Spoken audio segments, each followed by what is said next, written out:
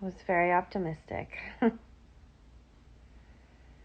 after the weekend and a little bit of yesterday, but today was a really hard day. It just has been hard, and it takes work not to fall into either the hole of anxiety that says you must get all these things done, you must keep going, you don't have time to rest, or the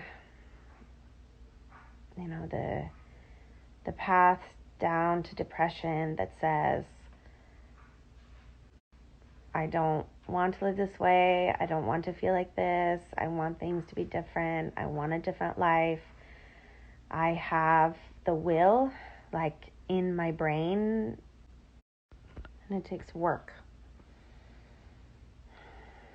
The work of rewiring your ideas about yourself, your ideas about what productivity and accomplishment mean about a person, what kind of future you can have. And I recognize that sharing this experience as I'm going through it, that watching someone realize what they're experiencing and move forward with their life without offering you the reassurance of a diagnosis is confusing for you. It's disconcerting or alarming. It's definitely confusing. But you understanding this doesn't help me. It doesn't matter if you understand this or not. If you believe that what you're seeing right now is psychosomatic, then I am mentally ill, and the way to support me through this is to support me, to not question me. Let's say this is all in my mind. Does telling me that I am imagining my own lived experience, is that, like, you can let me know if there's some sort of therapeutic approach that involves messaging people over the internet to tell them that you don't believe their lived experience. Let's say I am mentally ill. Is that some kind of modality that I don't know about?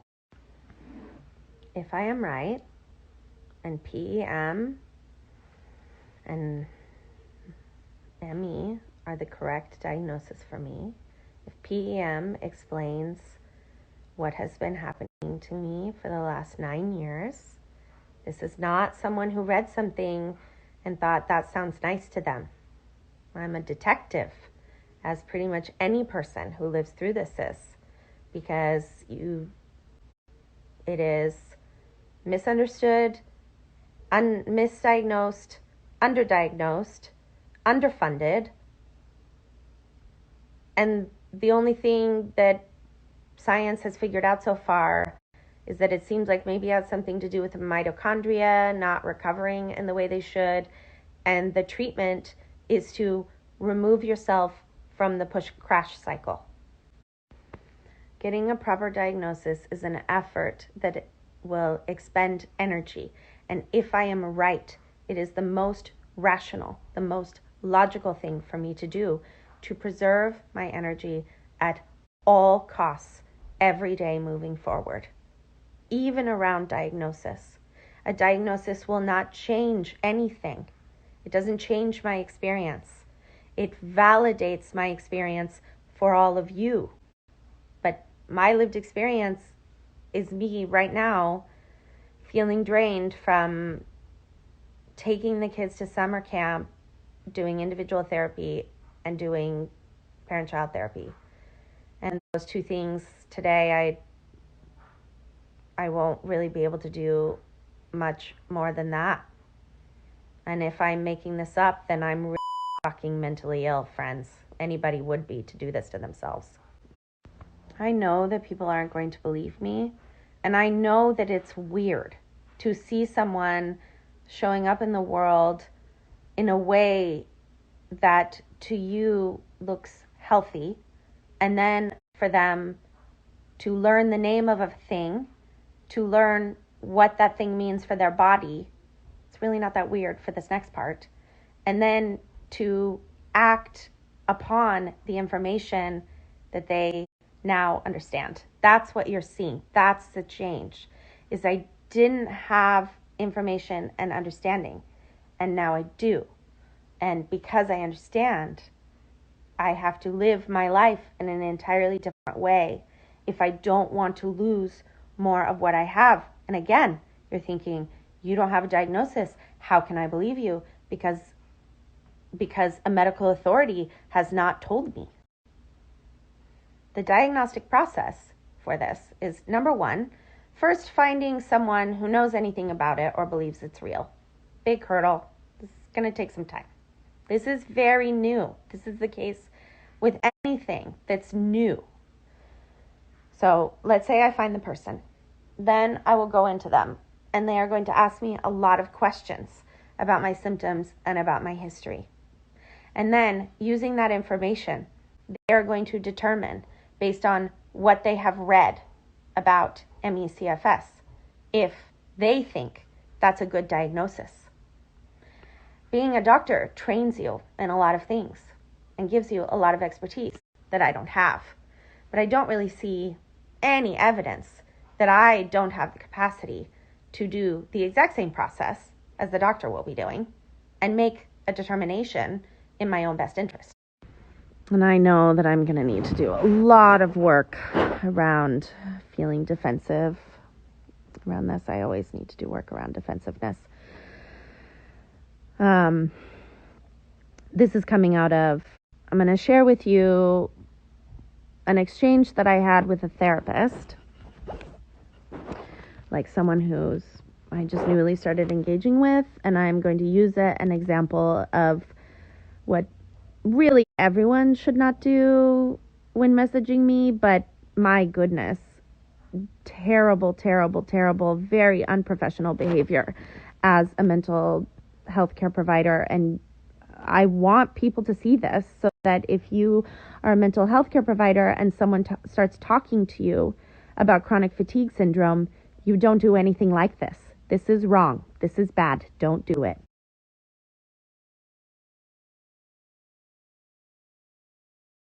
I've told you a lot of shit over the last year or two. I started talking about narcissistic abuse and generational trauma, boundaries, ADD, autism. I transformed overnight into a person who talks about spoons and PEM and ME, CFS. What else was there? Anything else in there? I can definitely see how there's an interpretation to hold on to that's watching, I guess, I don't know. I guess the story would be something like, I don't know, this is watching some sort of mental breakdown. And I have no family support through this. I mean, nothing. My family has imploded completely. There's nothing there. I have no support from them. I mean, literally no one to even talk to about this.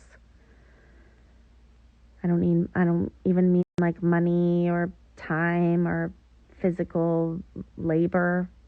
As in, I haven't talked to anyone in my family about this past telling one person that I was moving so they would know where I would be located. Because so much of what I thought I understood about myself and my life collapsed underneath me within the last year or so. And I don't have any control over how you choose to interpret what you see and read here. And it doesn't really matter. I mean, your interpretation doesn't really matter like you'll just keep watching. And I'm getting better at understanding, the kind of separation of self that I've needed to grasp in order to not be so defensive and reactive, and working, this work on emotional regulation is having massive benefits in my home life and my friendships and my parenting, online, just every part of my life. Also, being emotionally dysregulated is a big energy expenditure. I'm realizing that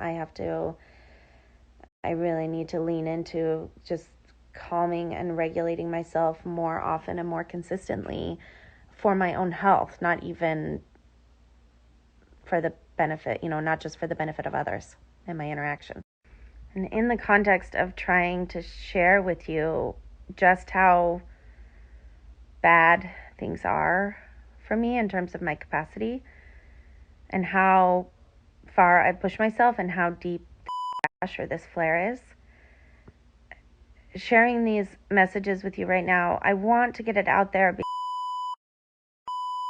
I just hate how much of this experience is about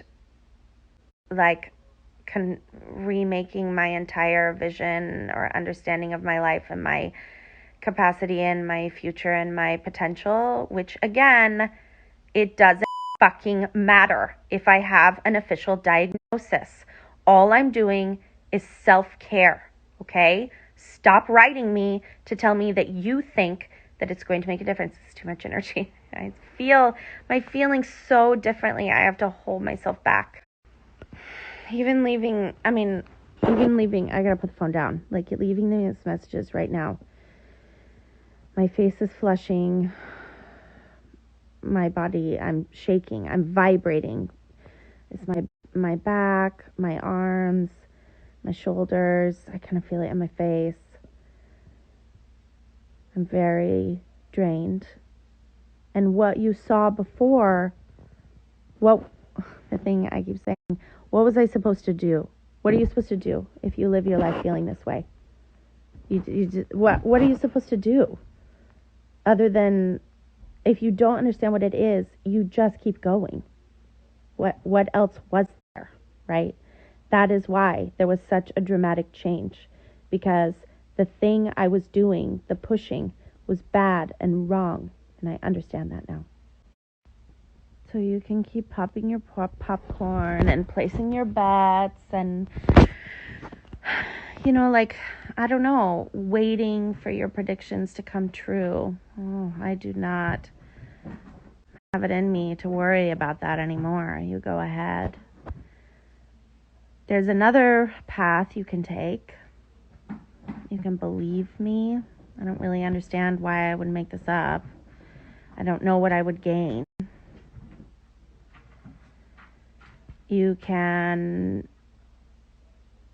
message me if you want to be supportive or kind or helpful or, I don't know, any number of good, decent, wonderful things that humans do for each other when someone is going through something difficult. Or you can believe me and say nothing.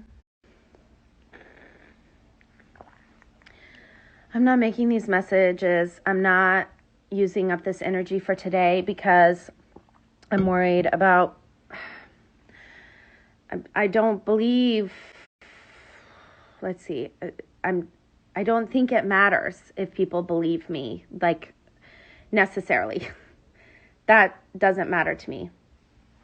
What I am facing is that my life changed overnight and I don't have any support or understanding, and I have to build that up entirely from scratch, and I don't have the benefit of getting a diagnosis like MS, which is, CFS is more common than MS and just as devastating.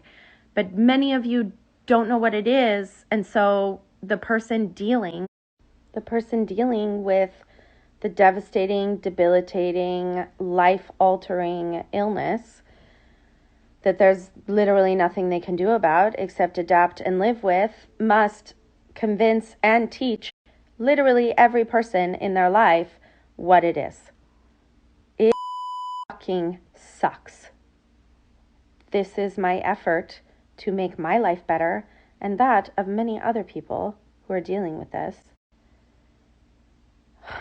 and talk to you about the experience as it happens to me, so that maybe you will stop doing these harmful things to me and to other people, especially if you are a therapist. Do better. You should know.